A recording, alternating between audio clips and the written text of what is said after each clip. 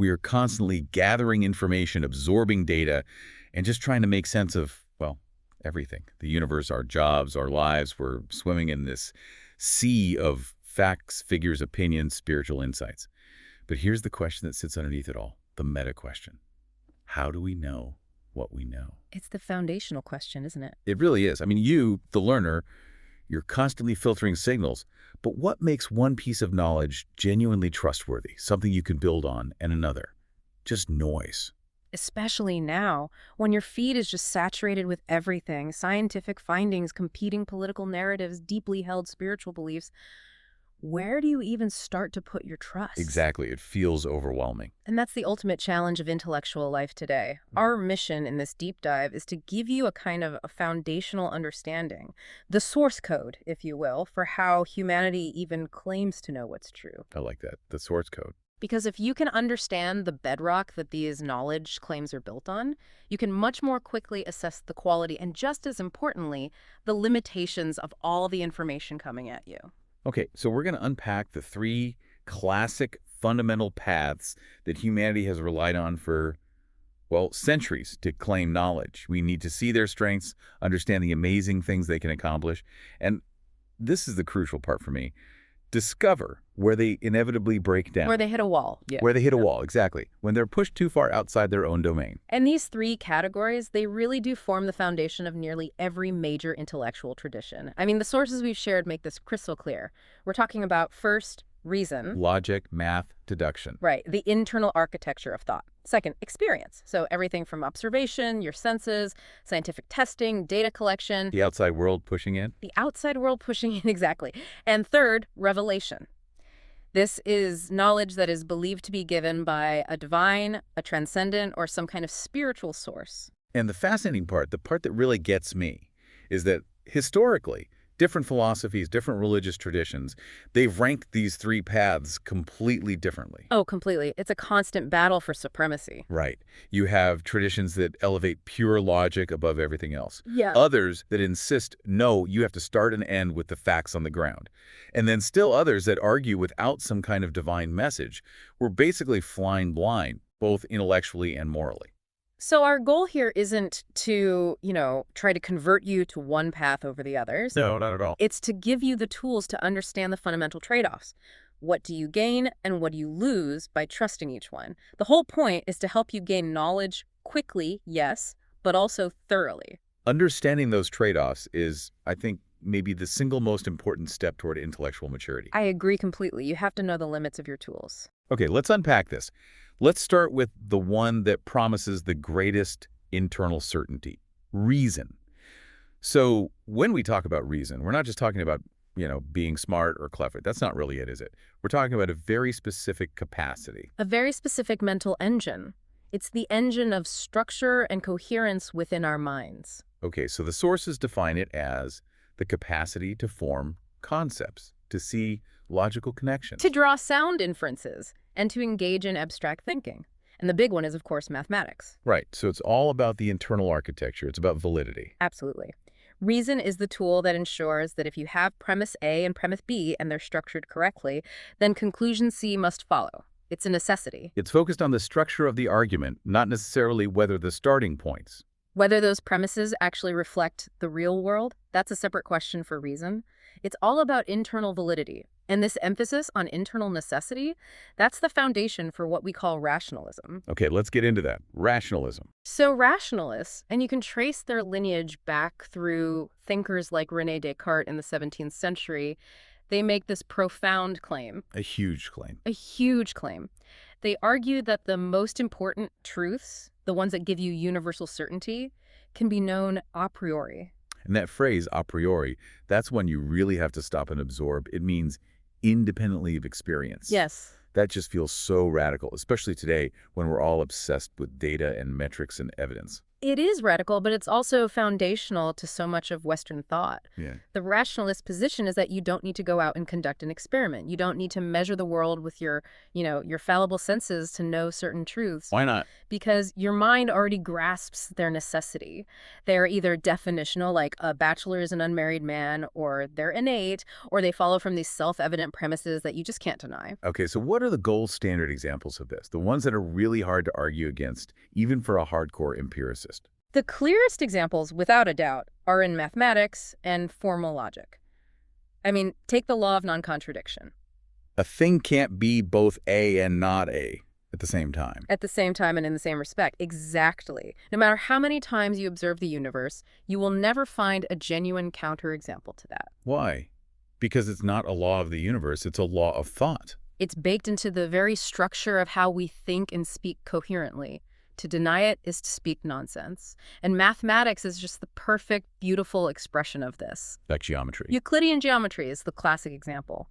You do not need to go out and measure thousands of actual physical triangles with a protractor to prove that the sum of the angles in a plane triangle equals 180 degrees. You can just prove it on a blackboard. You can prove it with a series of logical steps that are necessarily true based on the axioms of the system. The rationalists look at that kind of self-contained, necessary truth and see it as the model for all secure knowledge. And that position immediately makes them suspicious of the messy, unpredictable world of our senses. Deeply suspicious. So why do figures like Descartes argue so strongly that reason has to be prioritized over what we see and hear? Because the goal is certainty. That's the key. If you are seeking universal, absolute, unshakable truth, the senses are just inherently untrustworthy. You think about optical illusions. Exactly. The way a road seems to shimmer and look like water in the heat, or the simple fact that a straight stick looks bent when you put it in a glass of water. And what about dreams? Dreams are even worse for the empiricist case. When you're dreaming, your senses are reporting a reality to you that is completely 100% convincing. It feels real. It feels totally real. And then you wake up and it just vanishes. The data was completely false. So errors in perception are constant. Our viewpoint is always partial. Our tools can fail. So the core rationalist argument is a kind of profound skepticism about sensory data.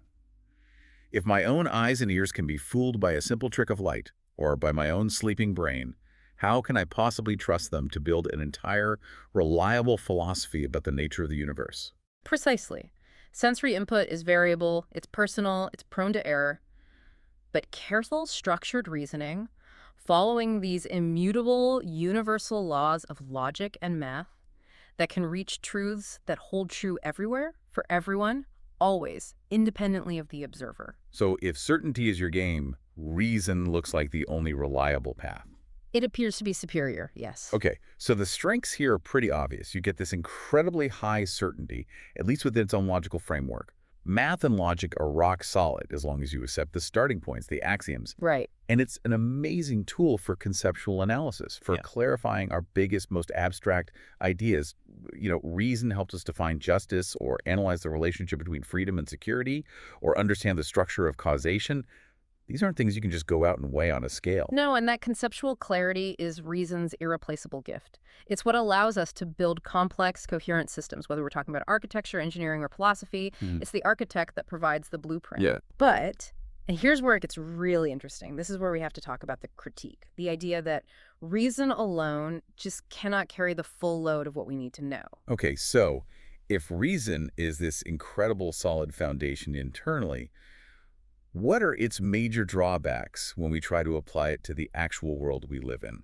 The first major drawback is the risk of building these beautiful but utterly detached theories that don't actually match reality. Right. You can construct a perfectly logical, internally consistent system. A great example is the old Ptolemaic model of the universe with the Earth at the center. It was mathematically complex and it worked on its own terms. It explained the data they had at the time. It accounted for its own internal premises. But if it contradicts every single observation you make through a modern telescope, it's completely useless for understanding the actual world we inhabit. It's a flawless map of the wrong territory. A perfect phrase for it, exactly. Yeah. Secondly, reason on its own struggles immensely with what philosophers call contingent facts. Contingent means things that could be otherwise. Things that just happen to be the way they are, but there's no logical necessity for them to be that way. You cannot use pure reason to determine, a priori, how many chemical elements exist on Earth. You can't just think your way to the answer. You can't. Or what the specific cause of the common cold is, or even what language the person sitting next to you is speaking. To answer those questions, you absolutely need external data.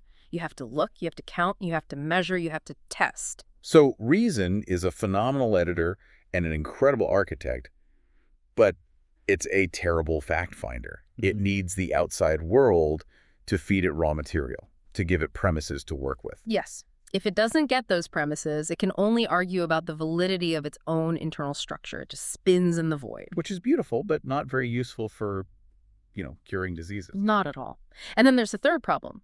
The challenge of conflicting rational systems. The sources highlight this really well. You can have two totally opposing philosophical frameworks, say a radical idealism where only mind is real versus a strict materialism where only matter is real. Both of those systems can be built to be internally logical. They can be perfectly coherent within their own rules, and yet they give you conclusions that completely contradict each other about the nature of the real world. So if pure reason is supposed to be the highest source of truth, how do you logically judge between two internally consistent but mutually exclusive systems? You can't.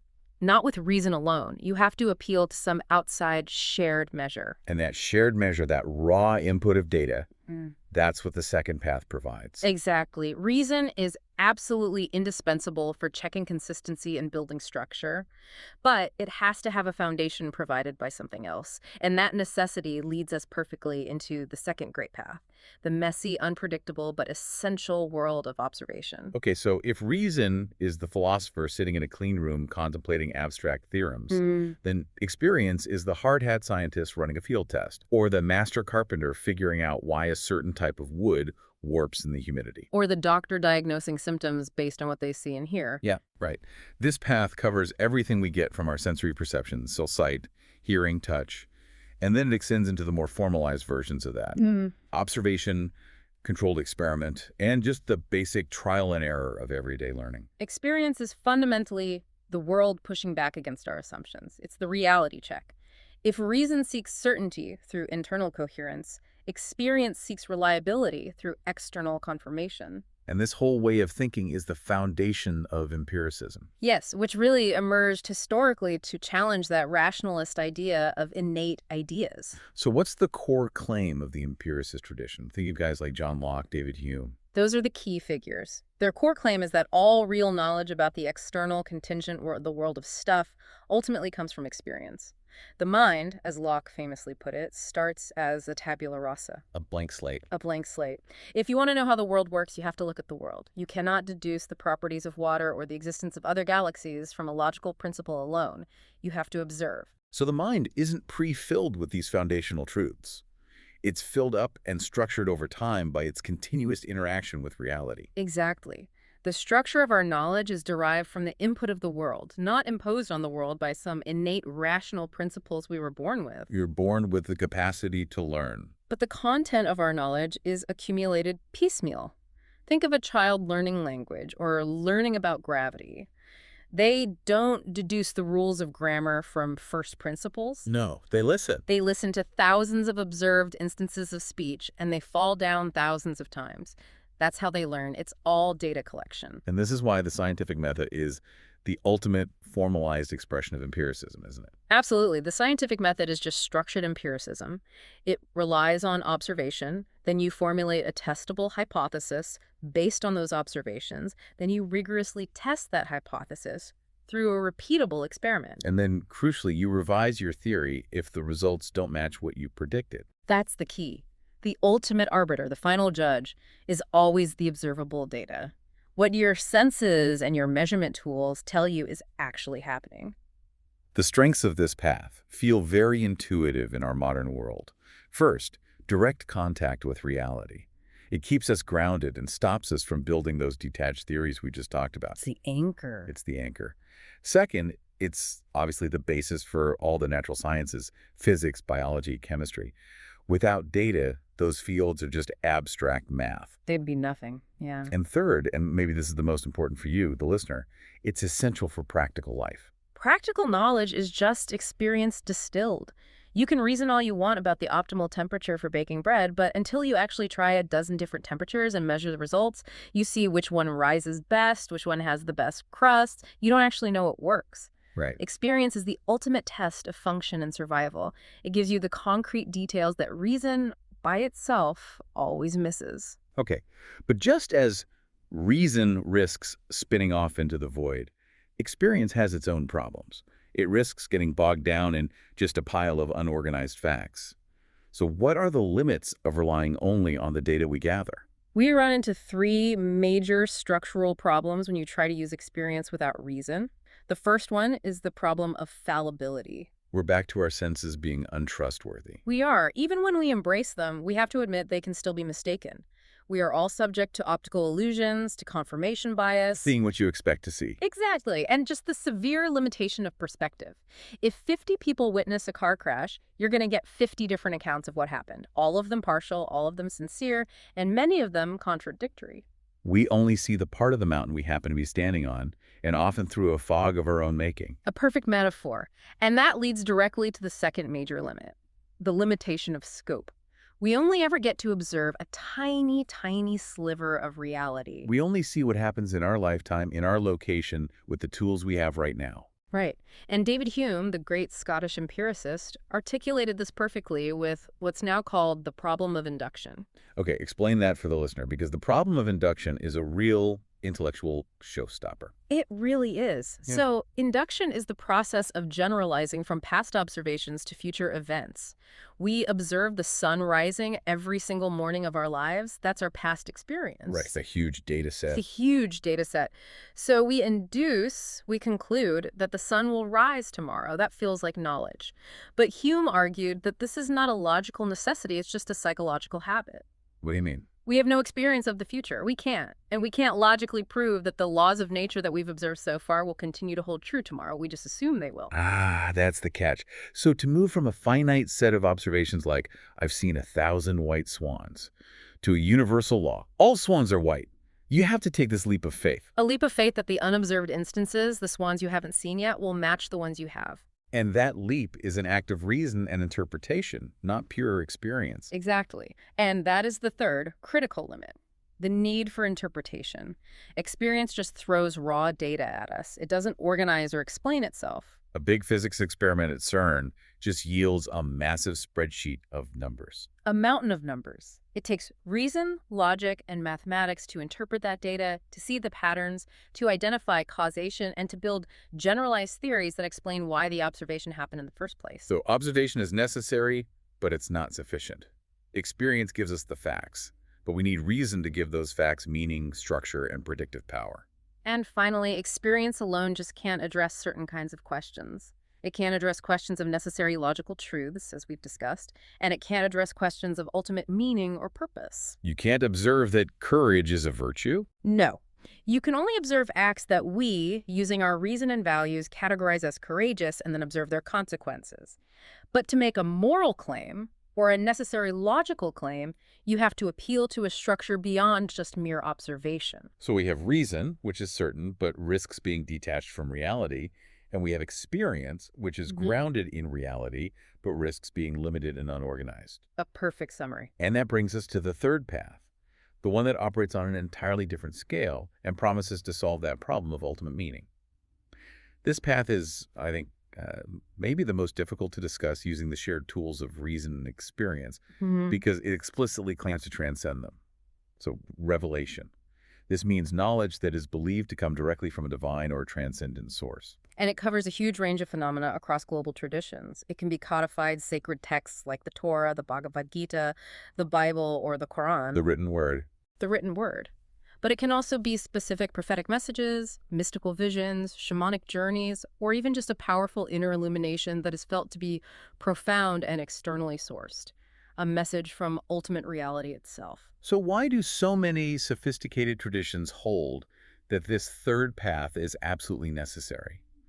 What is it offering that reason and experience simply cannot deliver? The central philosophical position is that certain critical truths are fundamentally unknowable by our limited human capacity alone. Our tools are too small. Our tools are too small. If the ultimate reality, whether you call it a personal God, an impersonal Tao, or a universal Dharma, is infinite, then our finite tools, our human logic, and our very limited sensory experience can only scratch the surface of the material world. We can't see the whole picture. So revealed truths often concern things that are, by definition, inaccessible to science or pure logic. Exactly. Things like specific moral commands from a divine lawgiver, or detailed knowledge of God's will or nature, the precise structure of the afterlife, or the mechanism of salvation or spiritual liberation. These are the high-stakes, ultimate, and crucially unverifiable questions. Precisely. You can't run an experiment on the afterlife. So, revelation is often viewed as a necessary gift. It's the ultimate reality choosing to actively disclose itself to humans in a way we could never reach on our own. So without this intervention, we're just stuck trying to deduce the nature of the entire universe based on the contents of one single room, our material, observable existence. That's the argument, yes. So for those within a faith tradition, what are the primary internal strengths that are claimed for revelation? Well, first and foremost, it's that idea of a gift. Ultimate truth is disclosing itself to you. It's not something you have to earn or figure out, it's given.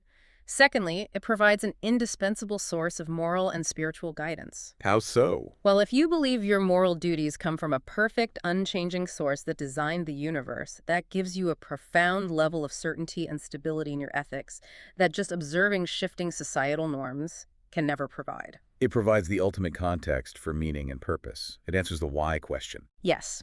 For believers, revelation is often considered the only reliable source for those matters of ultimate meaning, divine reality, salvation, or enlightenment.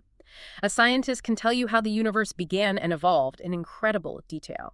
But only revelation for the believer can tell you why the universe was created in the first place and what your purpose is within that grand design. Okay. Now we have to shift gears here and handle this carefully and impartially and move into the world of philosophical scrutiny. Because if we apply the standards of public reason and shared experience to revelation, this path raises some serious, unavoidable questions. And it's important to say that these questions aren't just intended to dismiss faith. Many are raised by thinkers from within faith traditions who are trying to understand its relationship to public knowledge. Right, so what's the first big hurdle? The first acute difficulty is the conflict problem. It's pretty straightforward, since different religions claim different and often fundamentally conflicting revelations. On the nature of God, for instance. Yeah. One, many, impersonal. Exactly. Or on the historical events of creation, or the necessary path to the afterlife. You can't simply accept all of them as equally true at the same time. They contradict each other. So the seeker is immediately forced to decide which set of revelations to trust, or to find some way to reconcile them. But revelation itself can't provide that neutral framework for choosing. Precisely. And that immediately triggers the second problem, the verification problem. How can an outsider or a non-believer, someone relying only on the first two paths, reason and experience, tell a genuine transcendent revelation from an illusion? Or from a cultural projection, or outright manipulation, or just simple self-deception. This is the point where the difference between private knowledge and public knowledge becomes really sharp. Public knowledge, like scientific data, is available for anyone to look at, to measure, to try and replicate. But the knowledge you get from a prophetic vision or a mystical union is, by its nature, private. Exactly. I can't put a prophet's vision in a test tube and analyze its chemical composition. I can't logically deduce the specific details of an afterlife. And because revelation appeals to this external, non-empirical source, our standard public verification methods just don't apply. Which makes it incredibly challenging for people outside the tradition to assess its truth claims against their own standards of evidence. It's a huge challenge. And then you hit the circularity trap, which often comes up when people try to make a public defense of revelation. Right. The classic philosophical formulation of this is, I know this book contains the truth because it's authored by an infallible God. Okay. And I know it's authored by an infallible God because the book itself says so. Ah, I see. It's a closed loop. It's a closed loop. Now, for the person already inside that system of belief, that chain of reasoning can be entirely satisfying. It provides internal coherence. But it offers no external shared evidence that would convince a skeptic who is relying on reason or empirical data. The whole system is self-referential. It starts with a premise that has to be accepted on faith. So if revelation faces these big hurdles, The conflict problem, the verification problem, the circularity trap. What are the methods that thinkers have used to try and make it plausible to reason or experience? How do they try to bridge that gap? The source material mentions three historical methods that sophisticated thinkers have used, and they recognize these don't guarantee mutual agreement, but they are used to build a bridge. The first is an appeal to miracles or signs. So events that seem to defy the laws of nature. Exactly. The claim is that a miracle is the divine providing empirical proof of its presence, a sign that validates the message and the messenger. Okay, what's the second? The second is an appeal to the moral fruits it produces. So, does this revelation lead to virtuous people? Does it create thriving, just communities? Does it have beneficial social consequences? If a revelation produces high character and good moral behavior, that's often viewed as evidence of its truth and efficacy. By their fruits you shall know them. That's the idea. And third, they appeal to its coherence with reason and experience. Does the revealed knowledge contradict basic logical laws, like the law of non-contradiction? Or does it contradict well-established facts about the physical world? Sophisticated thinkers constantly try to show that faith is not irrational, even if it claims to be super-rational, that is, above reason. But the key takeaway here seems to be that there's no simple, neutral method that all parties agree on for verification. No, there isn't. And that complexity is precisely why the real intellectual excitement happens not when these three paths stand alone in their silos, but when they're forced to interact with each other. This is where we get to move past just defining these things and into real-world intellectual history and application. Because in practice, whether we're talking about huge religious traditions or the secular enterprise of science, very few sophisticated traditions rely on just one source. No, they can't. They recognize the incompleteness of reason alone and experience alone, and so they attempt a synthesis. Because each path is a different kind of tool. Exactly. If you're building a skyscraper, you need the math. That's reason. You need the data on the tensile strength of steel, that's experience. Yeah. And you probably need the architect's vision, which for some traditions is guided by a higher insight. You can't build a tower with just one of those elements. Okay, let's start with a big one. Case study 1, Reason and Revelation in Classical Theology. We're talking about the massive project in the Jewish, Christian, and Islamic traditions of trying to reconcile rigorous Greek logic, especially Aristotle, with their sacred scriptures. This project absolutely dominated the intellectual landscape of the Middle Ages. You have these giants like Maimonides in the Jewish tradition, Thomas Aquinas in the Christian tradition. They recognized that just rejecting reason entirely was impossible. Why? Because that would undermine the very possibility of discussing God logically. You couldn't make a coherent argument for anything. So the solution they often landed on was what you could call a dual role for knowledge. A two-tiered system. A two-tiered system. They established two categories of truth. Some truths about God, like his existence, his oneness, his power, and basic ethics, what they called the natural law. They argued these are accessible by reason alone. So these were the preambles of faith. Things even a non-believer could, in theory, figure out just by using their innate logic and observing the natural world. Exactly. And then you have the second tier. The mysteries of faith. Right. Other truths. The details of specific historical events in Scripture, the nature of the Trinity in Christianity, or the specifics of a divine covenant, these were known only by revelation. These were the mysteries of faith that transcended reason, but, and this is the crucial part, were believed not to contradict reason. Okay, so reason had a really profound job to do here. It wasn't just to believe blindly, but to clarify and interpret the revealed text. Yes, reason was employed as the chief interpreter and the chief defender of the faith. It was used to clarify difficult passages, to defend the coherence of faith against logical attacks from skeptics, and to show that believing in mysteries was not the same thing as believing in absurdity or contradictions. So if an interpretation of Scripture leads to a conclusion that fundamentally violates the law of non-contradiction, The sophisticated theologian would argue that your interpretation must be flawed, not the Scripture itself. and this really highlights the historical tension we talked about, but with a lot more nuance now. It's not simply reason versus Scripture. It's more about where do you draw the line when they appear to clash. This is the historical battleground. You have one traditional camp that argues that in a genuine conflict, reason must ultimately submit to revelation. Why? Because the divine source is supremely infallible, and human reason is inherently limited and flawed. And the other camp. The other camp argues that revelation must be interpreted allegorically or analogously in light of sound reason.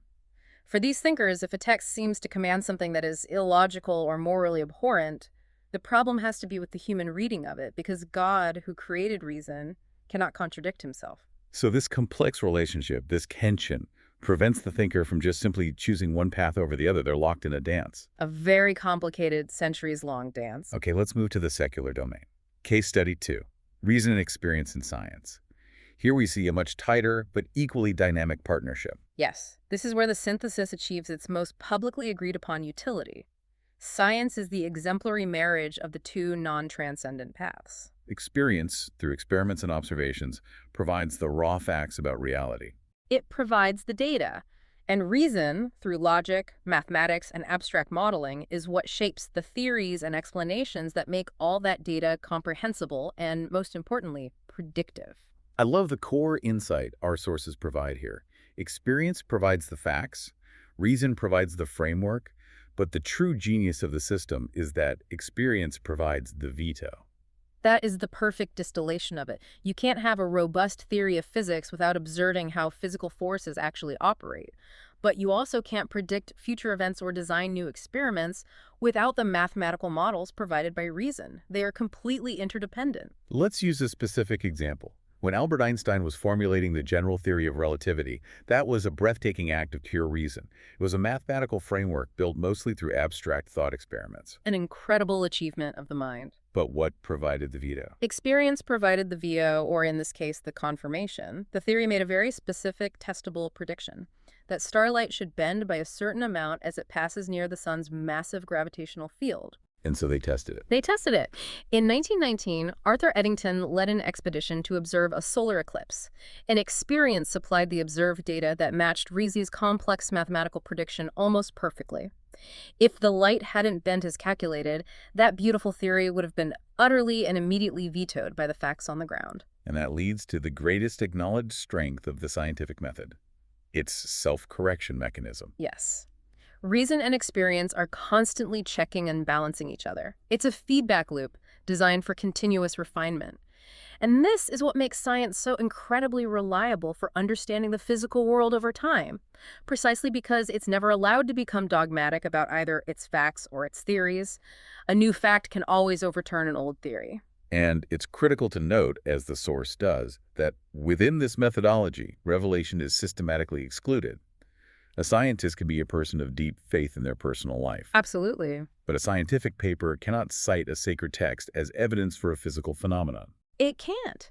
And that's a methodological necessity for maintaining public accountability. Science has to restrict itself to publicly accessible, repeatable forms of evidence, which are reason and experience. It doesn't make a claim that the divine doesn't exist. It simply states that the divine is outside the scope of its particular methodology. Okay, so for our third case study, let's go back to that intersection of the subjective and the transcendent. Let's look at experience and revelation in mysticism. Right, and this is where the boundary between receiving a message and feeling an internal reality gets really blurry. What do you mean? For many spiritual practitioners, from Zen masters to Sufi mystics to Christian contemplatives, revelation isn't just about reading an ancient text. It's about a direct, unmediated experience of the ultimate reality, or the divine. So spiritual insight isn't just given, it's intensely felt. It's intensely felt, seen, or heard internally, often through deep meditative states or other spiritual practices. This feeling of unity or enlightenment or profound connection, it's simultaneously a divine disclosure and a human sensory or mental experience. So the source of the knowledge is both external, the divine giving the message, and internal, the human mind receiving and processing the insight, often described using sensory language like light or a voice. This makes the verification incredibly complex, and that's the interpretive challenge that the source material points to. The key questions here are really twofold. First, how do we interpret such intense, non-rational personal experiences? The language used to describe them, visions, lights, voices, is often deeply metaphorical and symbolic. It requires intellectual tools, reason, to structure the meaning. Okay, and the second question. The second is about universality. Are these intense mystical experiences fundamentally similar across different traditions, suggesting that a single, objective, ultimate reality is being glimpsed by all of them? Whoa. Or are they entirely shaped and filtered by the cultural, linguistic, and religious tradition the mystic art belongs to? Right, so if a Hindu yogi and a Catholic saint both describe their ultimate spiritual experience, are they describing the same destination using two different cultural maps? Or are the cultural maps actually creating two entirely different ultimate realities for them? That question is at the very heart of why this synthesis of experience and revelation is so powerful for the individual and yet so difficult to universally verify for the public. So after examining the strengths and limits of all three of these powerful paths, we have to come back to our central question. What is the most reliable source? But as the source material so wisely suggests, asking which one is most reliable universally is probably the wrong way to frame the question. It is. A much better question is, reliable for which kind of question? Which tool for which job? Exactly. Reframing the question based on the domain is really the sign of a mature, sophisticated thinker. If you try to use one tool for all jobs, you will inevitably fail, and often dramatically. Trying to logically deduce the outcome of a chemical reaction is pointless. And trying to empirically test the Pythagorean theorem is just redundant. It's redundant. So let's establish the appropriate domain for each path. For formal logic, for mathematics, for building coherent conceptual systems, reason is clearly the most central and reliable tool. Its rigor allows for the highest level of human-achieved certainty as long as your axioms are sound. So if I'm building a rocket, I need reason to calculate the trajectory and make sure all the engineering tolerances are going to hold. Absolutely. But for facts about the physical world, how that rocket actually reacts to wind resistance, what the optimal fuel-air mixture is, what materials are the strongest under stress, for that, experience guided by reason is crucial. The combination of testing and theoretical modeling. It's essential for any physical, practical, or contingent knowledge. This is the domain of science and engineering. And then for the big, ultimate questions. For questions of God, ultimate meaning, salvation, spiritual purpose, and the ethical ought that transcends the observable is for those, revelation is deemed essential by many believers. In these domains, proponents would argue that revelation isn't just the most reliable source, it's the only source that can provide definitive answers, because the subject matter itself transcends the limits of our empirical observation and rational deduction. So sophisticated thinking really involves knowing which tool to use where and understanding how they can check and balance each other. It's about respecting the boundaries. Right. You wouldn't use a sacred text to calculate the load-bearing capacity of a bridge. But you might use reason to argue about the moral validity of a concept found within that spiritual tradition. Exactly. The mature thinker has to acknowledge that there's no single source that is absolutely supreme in every single domain. Trying to prove the existence of an electron using only a theological argument will fail just as surely as trying to formulate a coherent theory of the afterlife using only a microscope. But we have to acknowledge that not everyone agrees with this kind of synthesis approach. The sources note that there are two prominent absolute viewpoints that reject this idea of blending or domain separation. And these often lead to deep conflict in society. These are the absolutists, yes. The people who insist on the singular supremacy of one path over all others. On one side, you have those who insist that only reason and experience are legitimate sources of knowledge. The scientific materialists, often. Right. They would reject revelation entirely, calling it too subjective, too divided among different traditions, and lacking the public accountability that's provided by logic or empirical evidence. So for this camp, if a religious claim can't be tested in a lab or logically proven from shared axioms, it gets relegated to the realm of personal opinion or mythology, not knowledge. Precisely. For them, any claim from revelation must be subjected to and will ultimately be dismissed by the standards of science and philosophy. Okay, and on the flip side? On the flip side, you have those who insist that only revelation provides secure, reliable knowledge of what truly matters, the ultimate questions of meaning and salvation. They might see reason and experience as useful for handling trivial, material matters, but fundamentally incapable of addressing the soul or the divine. In this view, if science or philosophy seems to contradict the sacred text wins every single time, because the divine source is, by definition, superior to all human faculties. It seems like the rejection of the other paths is often born out of an intellectual discomfort, or maybe a fear that those other paths might corrupt the purity of your preferred path. And that fear leads directly to intellectual rigidity. It does, and it ignores the crucial human element in this whole equation. Ultimately, our tools are only as reliable as the hands that are wielding them. We can talk about reason, experience, and revelation all day long, but ultimately the reliability of the knowledge we gain isn't just about the source. It's about the character and the methodology of the person who's doing the seeking. Right, the human factor. the human factor. The sources emphasize four key intellectual virtues that really determine whether we misuse or responsibly use any of these three paths. This is the operational side of knowledge. If you, the learner, are listening, these are the habits you need to cultivate.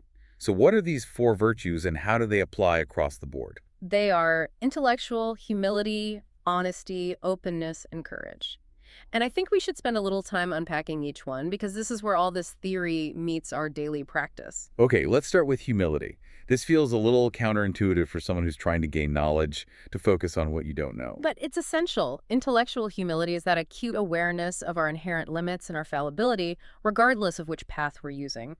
If you approach reason without humility, you risk the hubris of the rationalist who builds a beautiful logical system and then insists that the world must conform to it, dismissing any contradictory evidence as just flawed. So you use reason to construct a perfect system and then you just declare it impermeable to criticism. Exactly. Lack of humility there turns logic into a rigid dogma, and it becomes incapable of self-correction. Now, for experience. A lack of humility means believing that your partial, limited observation is the whole universal truth. Right. If a scientist looks at their small, local data set and then declares they have the answer for all time and all space, they've failed the test of humility. Humility demands that the empiricist recognizes the limitations of their scope, their own biases, their measurement tools, and acknowledges the probability that their findings will be revised in the future. And for revelation, this feels essential for spiritual health. It's absolutely critical. In the realm of revelation, humility is what helps us resist the temptation to claim perfect, complete, or infallible understanding of the infinite. It prevents us from confusing our own limited cultural and historical interpretation of a sacred text with the divine truth itself.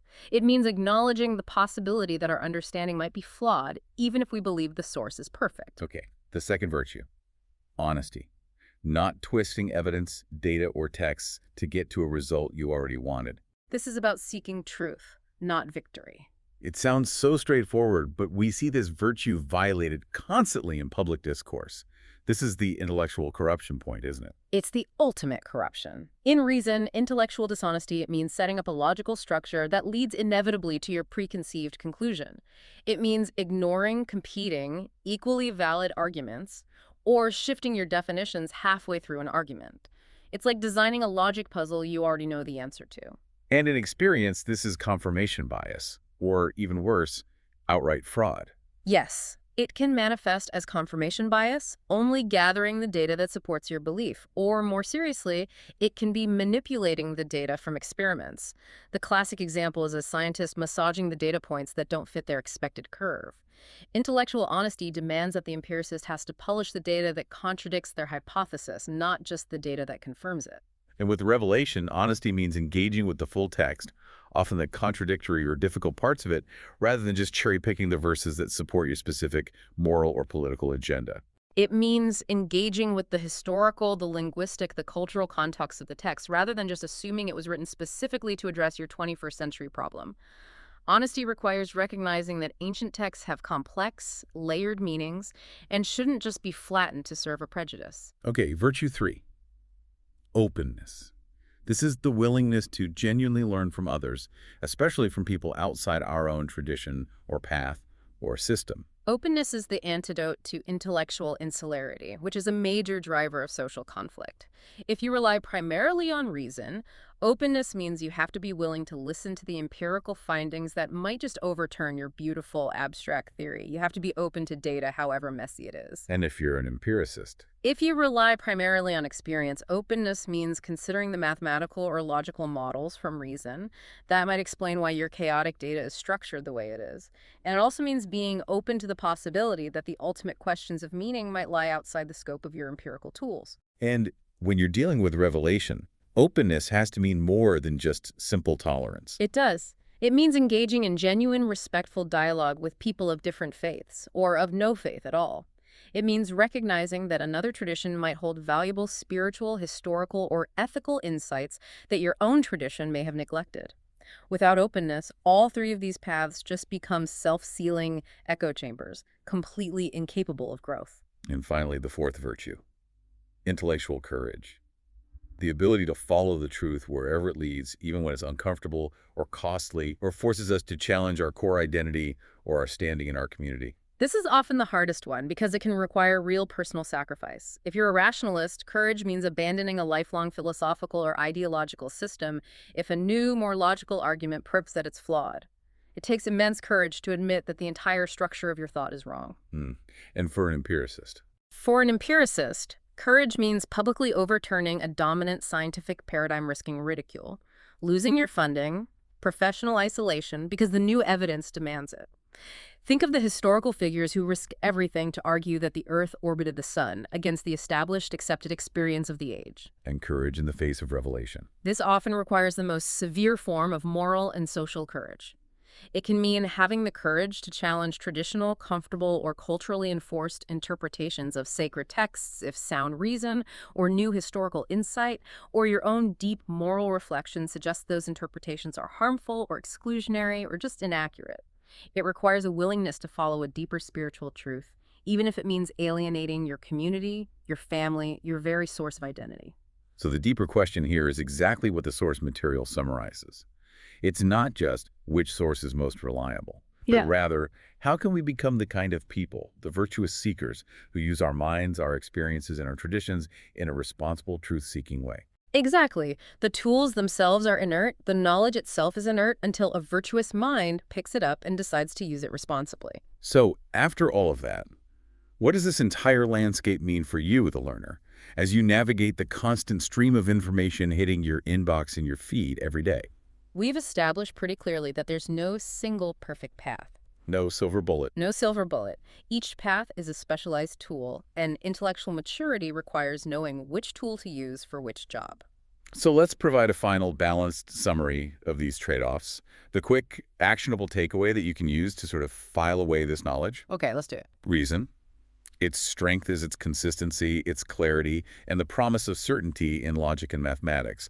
Its weakness is that it can drift away from reality if it's not continuously tested by data.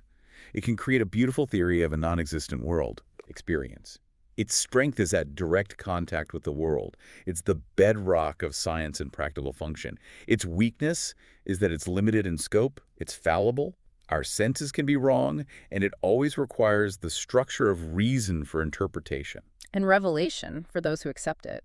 Its strength is its claim to access truths that are beyond our natural reach, providing definitive answers to those ultimate metaphysical questions. Its weakness is that it's fundamentally hard to verify by public, shared means, and the different traditions frequently conflict in their claims. The wise approach, then, based on this historical synthesis, seems to be a kind of pragmatic integration. We need to maintain a shared public intellectual standard for practical and scientific life, and that standard has to rely on that self-correcting loop of reason and experience. Exactly, and that's what allows us to share knowledge about the physical world across different cultural and religious lines. But at the same time, we have to recognize that for questions of meaning, purpose, and spiritual insight, people will integrate revelation or personal spiritual experience into their private and community lives. And the key is to always allow that public standard reason and experience to challenge any interpretations of revelation that prove to be harmful or logically incoherent or demonstrably false about the physical world. The paths have to constantly talk to each other, even when they disagree profoundly. The question of what is the most reliable source, it initially seems like this purely intellectual, philosophical exercise for academics. But you realize very quickly that understanding the answer or the lack of a single answer is deeply personal and ultimately social. It dictates how we form our communities, how we make policy decisions. It leads us into a deeper realm than just information assessment. It's not just about what we know, but how we come to trust a path. And that trust is an act of commitment, of faith, and of intellectual virtue. And this ultimately sets up the most profound social challenge of our time. How do we live with others in the same town, under the same laws, who trust fundamentally different paths to reach their conception of truth? And that's a final thought for you to mull over or explore on your own. If you rely primarily on reason and experience, you gain a shared, testable reality, but you often have to sacrifice ultimate answers. If you rely primarily on revelation, you can gain ultimate certainty and meaning, but you often have to sacrifice shared public verification. Can any large-scale society truly thrive if its members can't even agree on the fundamental method for determining what's true in the first place? That tension, which exists in all of us, is perhaps the deepest dive of all. Thank you for joining us today for this exploration into the foundational sources of knowledge. We hope this helps you clarify your own path forward. Until next time.